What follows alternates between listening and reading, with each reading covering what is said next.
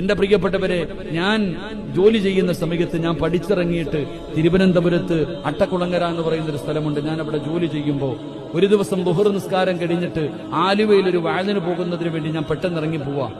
Train സമയമായി. പെട്ടെന്ന് ഇറങ്ങി പോകുമ്പോ, ബൈക്കിൽ കയറി പോകുമ്പോ എന്നോട് ഒരാൾ കൈ നീട്ടി.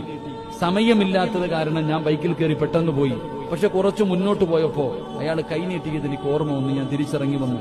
10 രൂപ ഞാൻ അദ്ദേഹത്തിന്റെ കയ്യിൽ കൊടുത്തു. അദ്ദേഹം ക്യാൻസർ രോഗിയായിരുന്നു. എന്റെ പ്രിയപ്പെട്ടവരെ, ഞാൻ അദ്ദേഹത്തിന്റെ കയ്യിൽ കൊടുത്തു. 1.5 കിലോമീറ്റർ മുമ്പിലേക്ക് പോയപ്പോ ഞാൻ സഞ്ചരിച്ചിരുന്ന ബൈക്കിന്റെ പുറകിൽ ഒരു ഓട്ടോ വന്നിടിച്ചു. ഞാൻ താഴെ വീണു. എന്റെ കാല് മുറിഞ്ഞു.